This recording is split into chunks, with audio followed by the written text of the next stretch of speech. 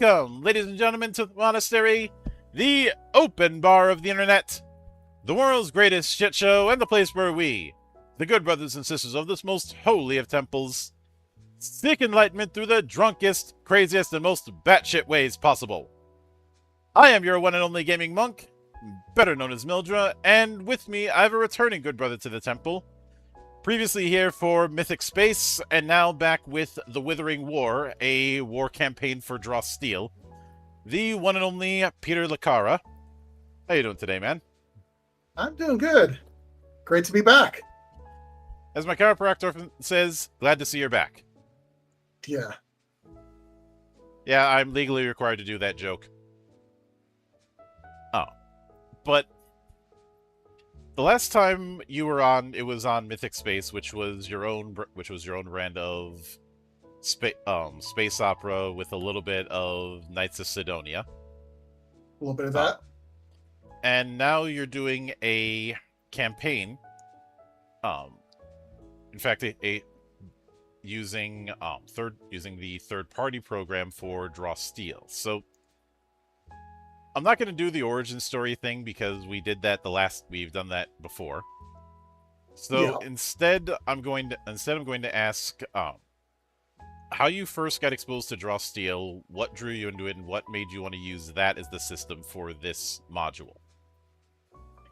Well, I basically grew up on the RPGNet forums, so I was internet friends with Matt Colville for a long time. I think I watched his first running the game video when it had like less than 100 views, just because he was, my friend on Facebook, and I wanted to support this new thing he was trying out. So I was always sort of like in the MCDM orbit. Since I'm one of the very few people who was super duper into 4th edition and very sad when it died, when he announced Draw Steel, I definitely paid close attention to that. Mm-hmm.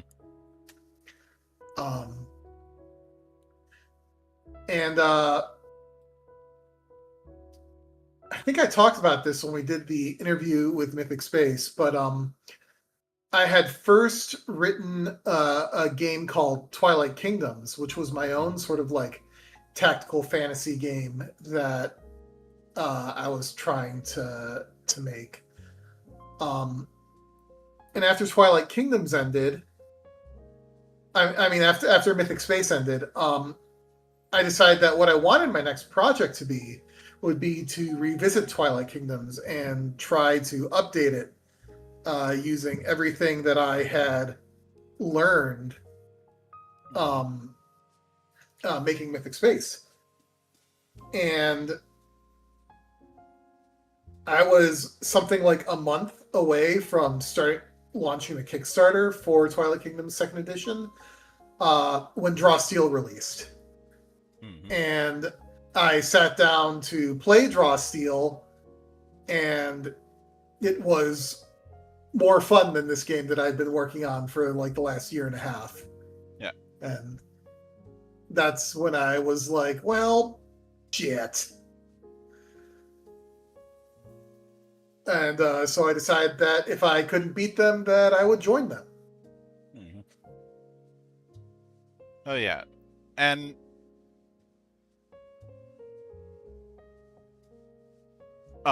what's funny about Draw Steel is I was passively following it when it was announced as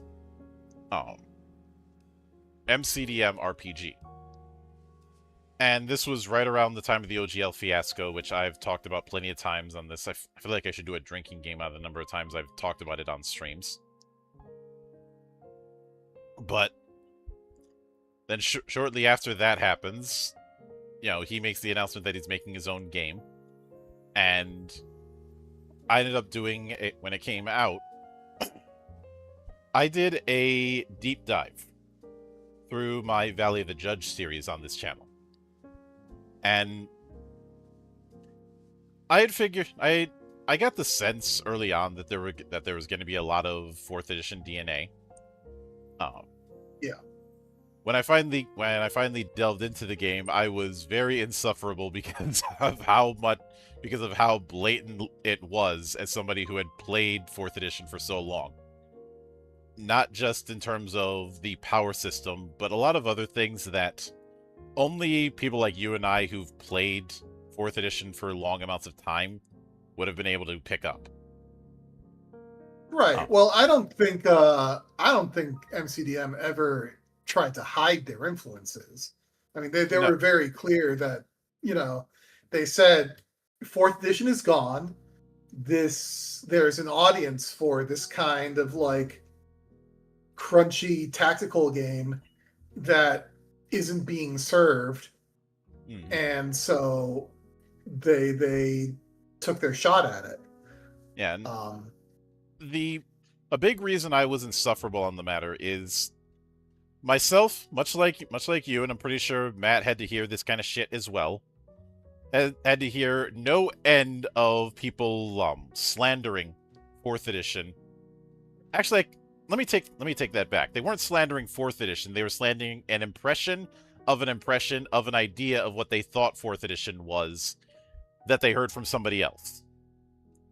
And a lot of time I got people mad when they would go off about how awful fourth edition was, and I said, that's a nice argument. Who gave it to you? because I am an asshole. And through Drawsteel was one of several projects that I had been seeing over the last 10 years that clearly was taking a lot of influence from this game that everybody tells me was completely devoid of merit. It's why I call 4th edition the edition I'm supposed to hate, but the check bounced. yeah, I mean, I think that if fourth edition had been called literally anything other than Dungeons and Dragons, it would be hailed as like an all-time great by a lot of people. I think it still would have gotten a degree of shit by certain folk. Um, It wouldn't be the same thing. Like people want Dungeons and Dragons just to be um they want it to be the exact you same know thing since 1983. It seems like if there's anything I take from the Edition Wars of 2008, it really exposed um how bubble minded a lot of people were. sure. Uh, Especially since a lot of, and this is one of those things that a lot of people aren't willing to admit. A lot of the complaints that were levied at fourth were also levied at third back in 2000, just in a Yeah, I mean different coat of I paint. lived through all that. Uh, and I remember even John Wick, no, not that one, um, did this lengthy screed on third edition and nitpicking it to the point that even I, a man who nitpicks for a living, found excessive, and made and this is also the video game argument was made just as much back then as it would be in 2008 and then later on. Um, in terms of the idea of video game inspiration being a cudgel. Um, and I'll come out and say it. A lot of people who were making the MMO argument with um, fourth edition don't know how MMOs actually work. Yeah, I mean what it is that they don't like change, and the game was changing in such a way where they took I mean it's more like video games push game design forward. You should look for good mechanics in any game, um, no matter where it comes from. um, It's not like tabletop and video games have had a intersecting relationship since the Plato engine in the 70s. right. And I think when it came to obviously there's been other nods, but what I think it shows is what you mentioned. There is a there is a group of people, we and we are among them, that enjoyed that very tactical approach. Uh, and this is the reason why I say that the fourth edition debacle kind of exposed the shortcomings of and the culture of grognardism in some circles. Uh, because there was a lot because even in a lot of the old school crowds, there's still a lot of talk of what you're supposed to do, as if it's a divine mandate. Uh, and the idea of, oh, you shouldn't draw from video games. I wouldn't pick on that so much if it weren't for the fact that a lot of people who pushed that didn't give me a strong enough reason why not. Uh, and I remember when Tome of Battle was controversial, if you remember that book. Well, yeah, I do. Uh, but with the Withering War, um, was it a case where you're gonna build the adventure first and then build a draw steel version of the Twilight Kingdoms, or were both of them kind of developed at the same time? Well, I mean, I had worked with Arcvane, the artist who did the cover for Mythic Space and a bunch of the interior art. Mm-hmm. And I'd commissioned a ton of art for Twilight Kingdoms second edition, and we talked about, all this world building stuff. So I had this whole art style and visual language and just general vibe built for the Twilight Kingdoms already. And when we decided to make the shift to writing for Draw Steel, which was, I've said this before, that was actually Arcvane's idea. He was the one who suggested that we work on a Draw Steel adventure together.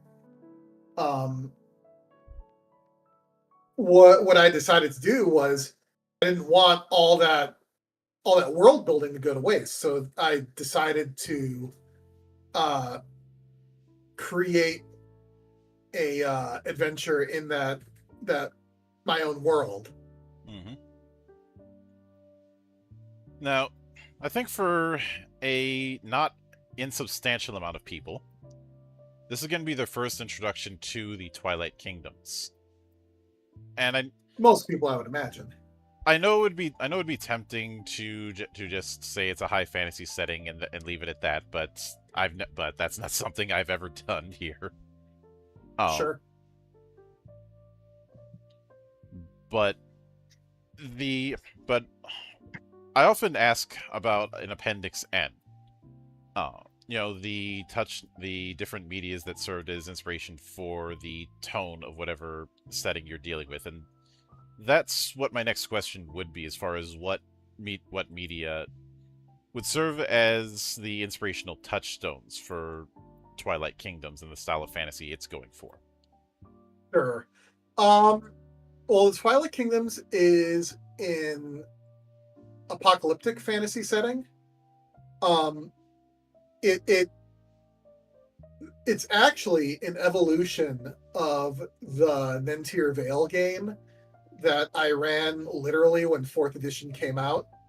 I've been basically I started this idea back in 2008.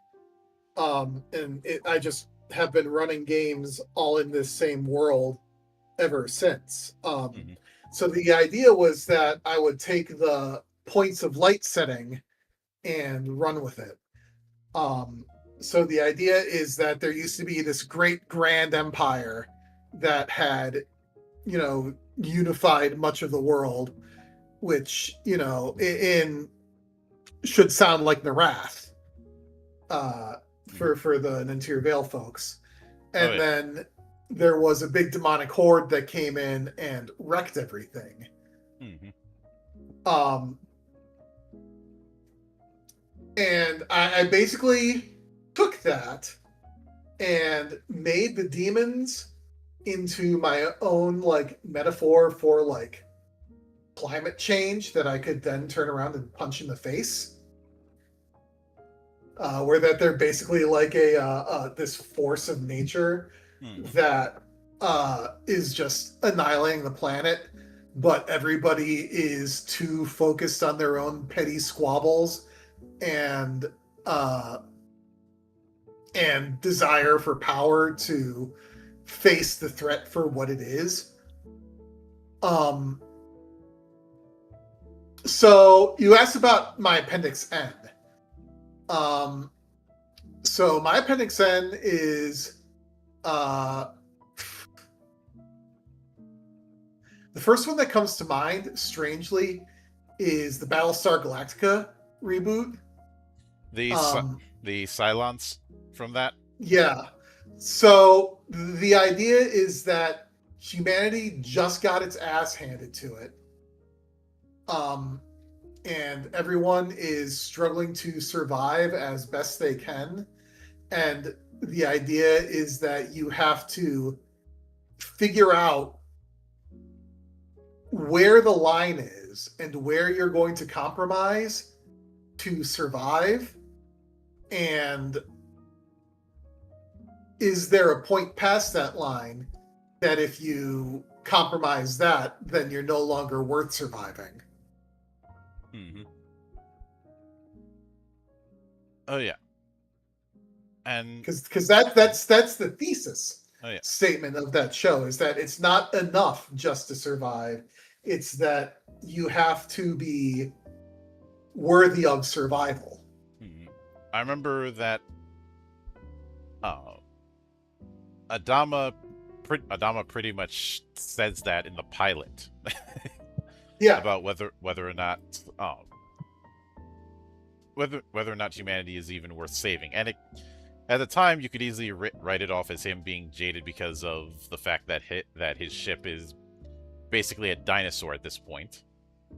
But there is that central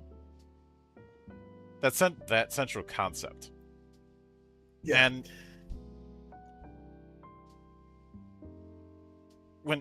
since we're dealing with that kind of apocalyptic style of fantasy, I know it'd be tempting for some people to bring up Dark Sun, but I don't think that's what you're going for.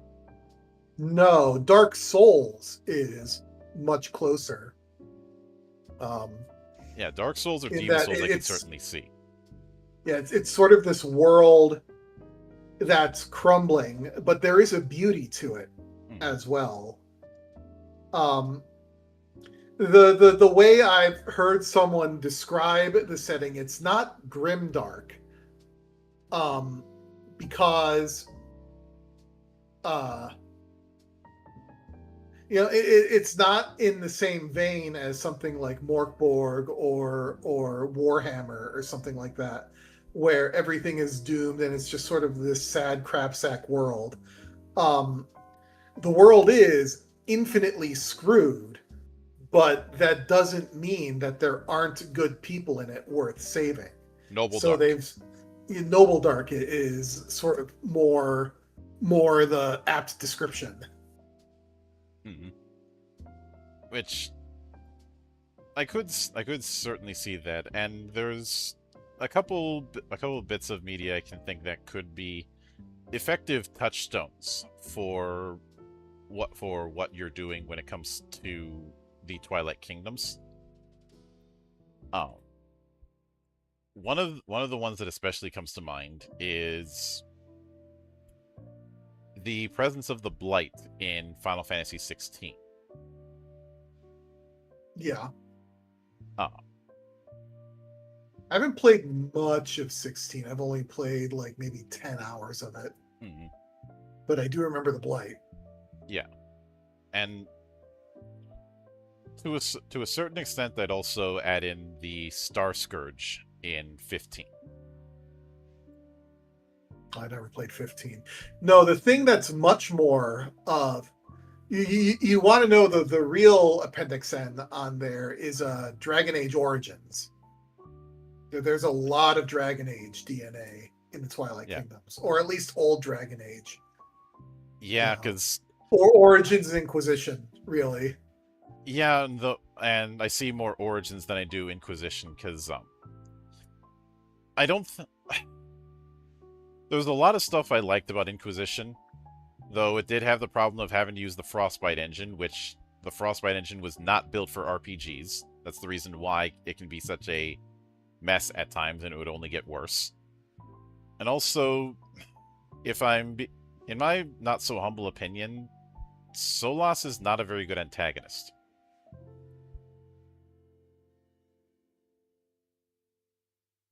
Yeah, I mean, I guess he's. I think having a main party member as the main antagonist is interesting. Like that's a nice twist. But I agree that there's better ways they could have pulled that off. Like, we kind of saw hintings of this all the way in 2, but the shift towards elven gods I thought was not the right call. In terms of one of the major drivers of the conflict. I realize that there's only so many old gods left, and that's only so many blights you could do. But I didn't. But bringing in the elven pantheon when things like the Golden City hadn't been properly resolved, I thought was a direction that didn't fit what had been built up. Imagine if you had heard about this newfangled burger joint in your neighborhood. And you go in there and you see that they're serving vegan burgers. Right. Is it a surprise? Yeah, but it's a surprise that doesn't match the build-up.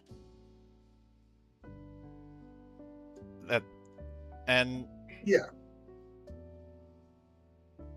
I can certainly see the setup with Dark Souls. I'd also add in Are you familiar with the anime Kasshern Sins? That doesn't ring a bell, no. That was a apocalyptic take on Kasshern from the early 2010s, where all of the backgrounds were hand-painted. Well, that's pretty, I bet. It was a point where the robot apocalypse had come and gone, but the planet was still in such rough shape that even machines thought to be immortal were suffering from a affliction called the Ruin and breaking down as well.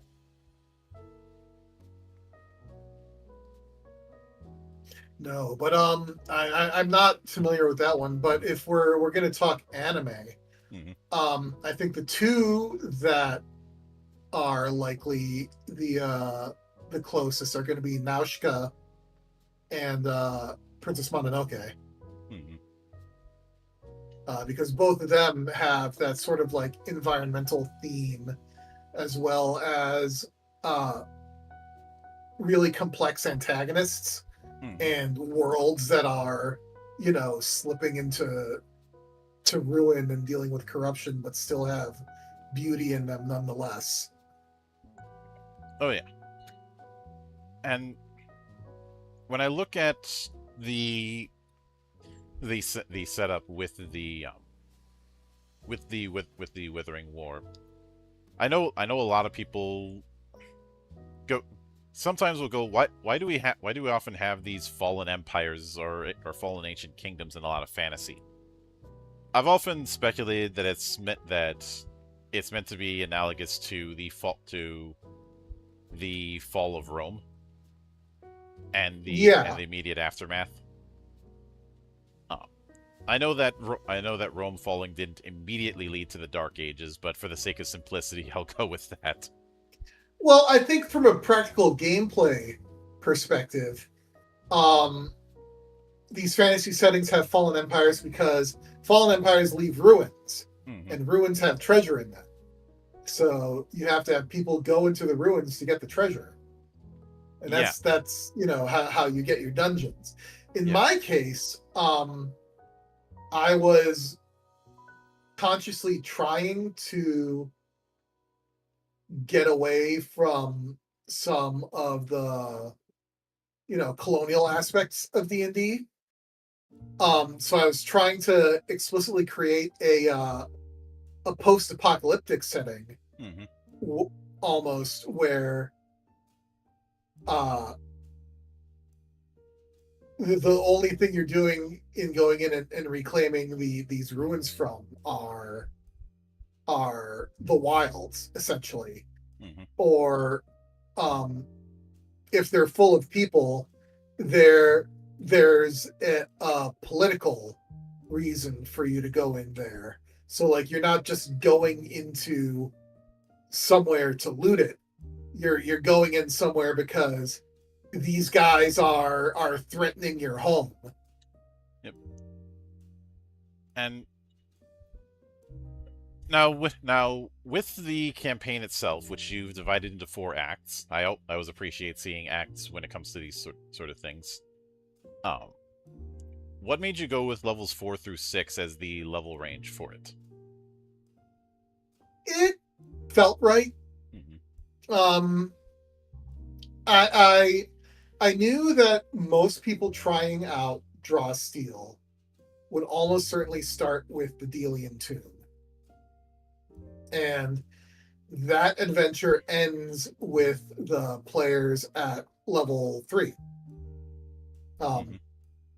So I figure having an adventure to roll into after the Delian Tomb that starts at level 4 would be the way to go.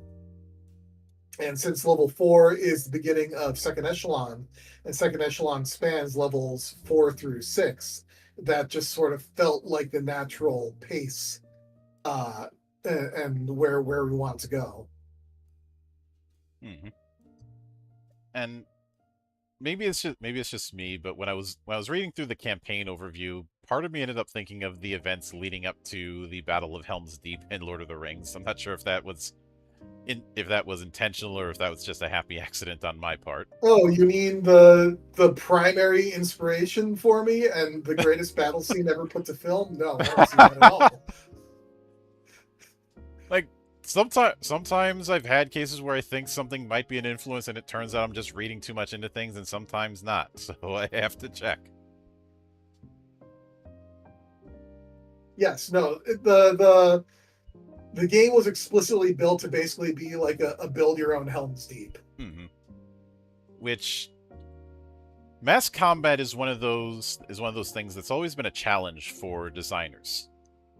There's a very strong temptation to build mass combat the way you would a war game, Yes. but And the I pro- basically always think that's a mistake. yeah, because that's a bird's eye view of a combat that is built to be more about a party. Yeah, I came to that conclusion after trying to build many mass combat systems of my own, so I'm as guilty of that sin as anyone else. Mm-hmm. But basically, the last few times that I've run any sort of mass combat in my games is I basically Kriegspiel it, and just have all of the mechanics and forces play out kind of, just based on vibes, and maybe a dice roll or two. But I didn't, war is so complex. Mm-hmm. Yeah.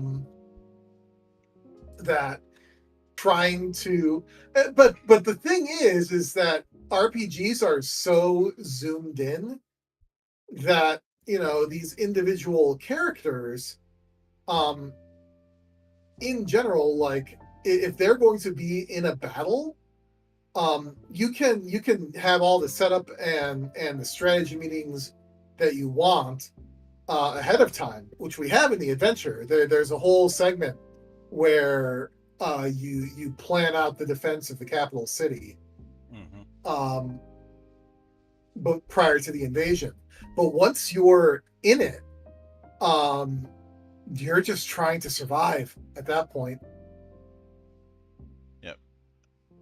I've the the approach I've taken personally is I've said perhaps instead of trying to do mass combat the way it is in an RTS or in something like Total War, we should instead look to crib notes from the games that Omega Force puts out, especially the Musou universe.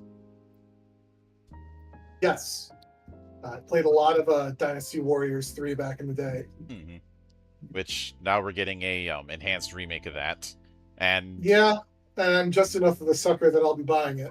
oh, I'm gonna be buying it anyways because I'm a sucker for these kind of games. Period. And I appreciate that they kept all of the bad voice acting in. It's Lu Bu. Oh, I think it. I think because it's in that level of you Spoony Bard where everybody knows it's a bad translation, but it became so iconic Yes, you that can't. the terrible voice acting is part of the charm. Mm-hmm.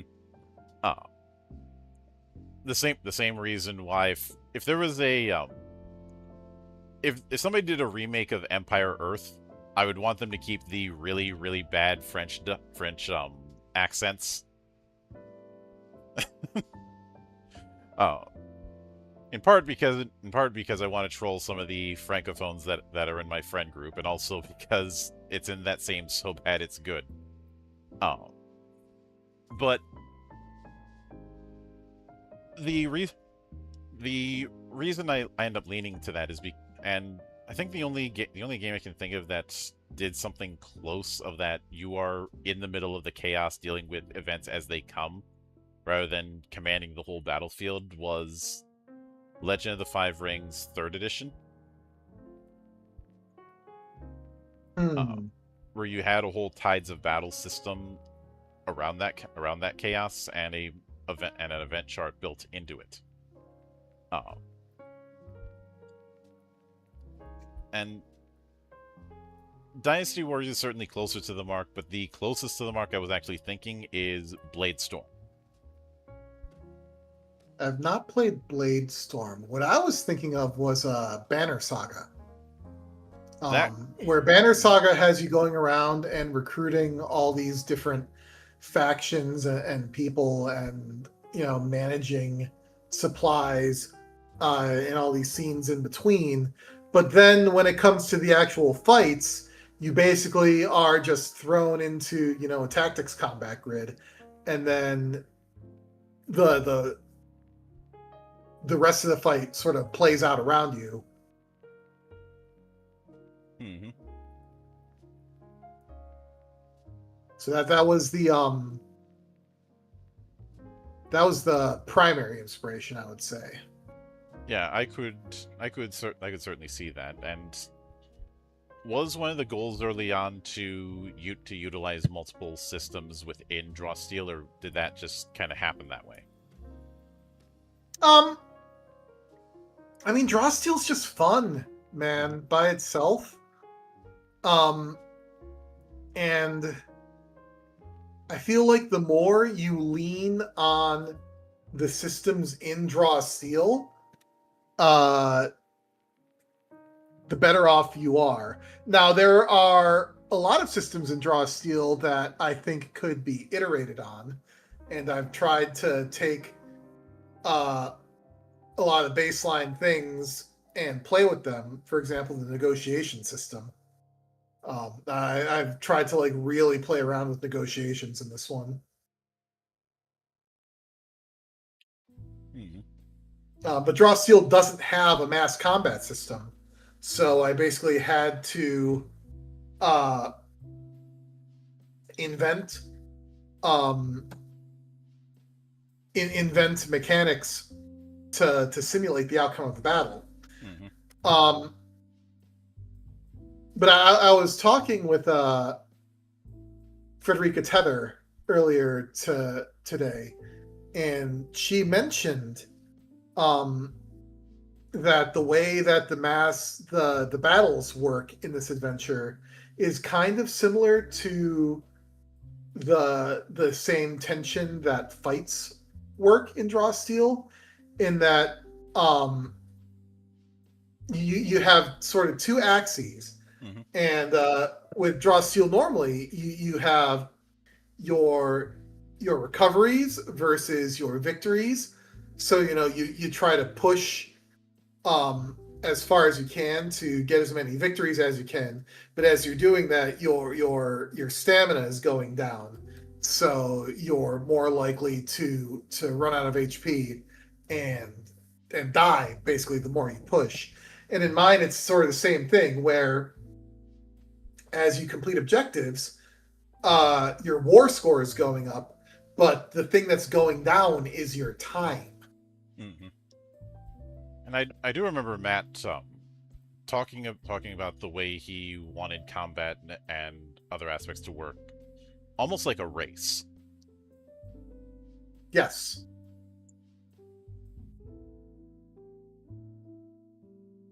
So that it certainly fit. And especially since, and this, I do remember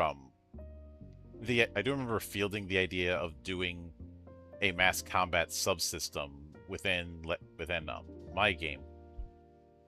The main reason I didn't do it is because I realized trying to do that in a setting agnostic game is going to be so contextual that I'd have to make charts upon charts upon charts upon charts, and I didn't want to do that. Yeah, I mean, unless you're going to really sit there and build your own war game, you're either it's a subsystem that's either going to be too shallow to the point where it's not satisfying, mm-hmm. or so deep and complex that players have to learn it as their own game. So in a way, it's almost better to have the fights going around you as the set dressing. And that's not to say that players aren't making meaningful decisions mm-hmm. about the way the battle goes. It's just those decisions are played out far more on the strategic level in basically all the sessions leading up to the big battle. Like, so much of the Withering War is just getting ready for this siege to happen. And then once you've gotten everything, it's like this ramping action this whole time, and then finally, like, the battle occurs and it's this like huge climax. But once you're actually in there, the mechanics of the battle are fairly simple, in that you're basically just like trying to get a high score. You're just trying to complete all the objectives that you can, and just get your score up, because if your score is not high enough, you're going to lose the battle. Mm-hmm. And that's one of those things where I can definitely see the DNA of a Musou game, because despite a lot of people thinking Musou games are just XXY and take out 1,000 enemies, that only really works if you're playing on the lowest difficulty, because you play on the higher difficulty, you are constantly chasing to make sure certain objectives get completed before you run out of time. And with some I of them, did Battle of Red Cliffs on like the highest difficulty at one point. Yeah, and if you run out of time with some of those objectives, game over. You're done. Right. So there's plenty of encounters in the Withering War where you can kill all the enemies and still lose the encounter, because they're objective based. Yeah. So you can like defeat everybody and get the victories for it, but you may not get the war score that you want, uh, because you didn't complete the objective that you're trying to. Yeah, when I would play games like Battlefield, there was a acronym that would get thrown about whenever people would not do team play properly, and that was PTFO, which you can probably make a good guess as to what that is. Yeah. play the objective. Yeah, play the fucking objective. Exactly. Because No, there's a lot of fucking objectives in this. yeah, and a big reason I bring that up here is it was, as a bit of a side, it was absolutely hilarious watching a bunch of Call of Duty streamers complain about the way Battlefield works when they tried Battlefield 6. Because they tried to use the exact same tactics in a game that is not built for those kind of tactics. Trying to do the whole aggressive push with SMGs, knowing you're probably going to get wiped. When you can do that in COD, no problem. Even in Golden Age COD, you could do that kind of aggressive push. It's kind of built for it. Battlefield has always been about team play and fulfilling objectives. Even in those big 64v64 fights, it's more about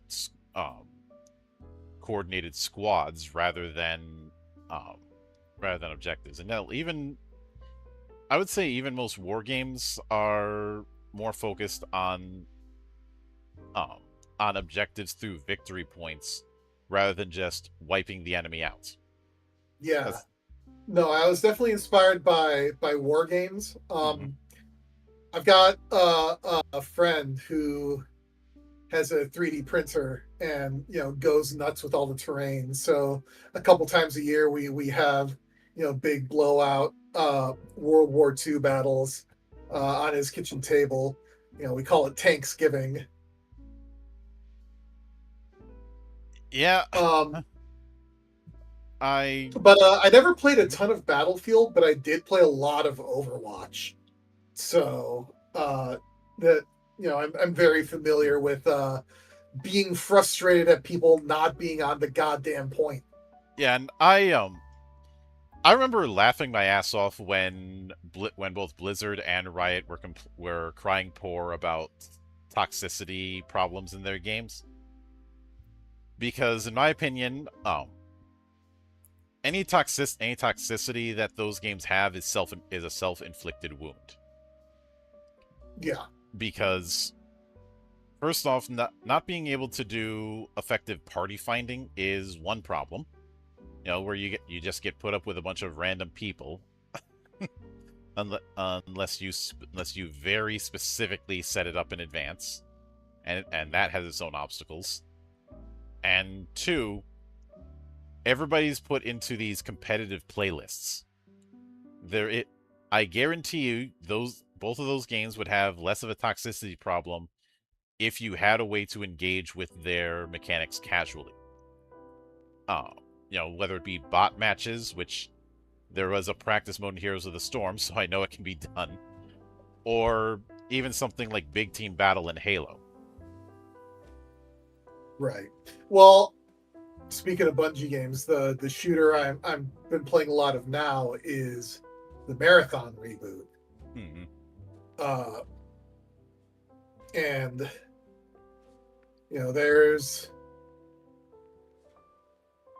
it is less toxic than a lot of these other games, but you still have that sort of question about that debate between the hardcore PvPers and the people who want there to be a pure PvE mode, and whether having that would be like a betrayal of the spirit of the game. It already barely feels like marathon as is, at least at least compared to the original. But it's one of are you familiar with labbing? Uh, I don't know. No. Um, Labbing is a concept in the fighting game community that's just spending long amounts of time practicing combos in the training mode in those games. Okay, that makes sense. And again, if you have some form of being able to engage these things semi casually, then you eliminate a lot of the problem. And bot matches have been a thing in shooters since the 90s, which is why I laugh so much about the problem. Right. But now, Draw Steel, when it comes to its races and classes, has a wide variety of some wild combinations. And in some campaign settings, there are certain combinations that are discouraged or told outright no. Are there certain combinations that, in your opinion, would be trickier to fit or just not fit at all in Nah, in this setting? I mean, here's the thing. It's that many of the draw seal ancestries are MCDM's own take on uh they're taking Wizards of the Coast IP and filing the serial numbers off. I mean, Time Raiders are clearly just supposed to be Get Yankee, just their own take on Get Yankee. Yeah. So Though you basically just have to like come at it a little bit sideways and be like, okay, this is this world's version of like an extra planar alien who comes from this warlike culture that's different. I mean, we don't have any Time Raiders, but I mean, in my game we've got a Hakan at home, which is just I just flavored that at we had Goliaths in 4E, so a Hakan is I already had existing lore for like half giants or whatever. I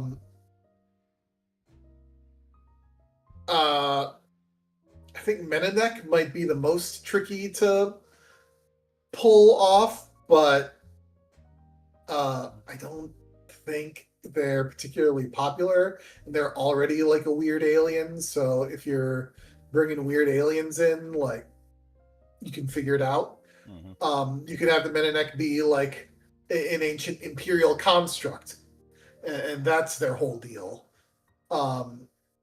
So there's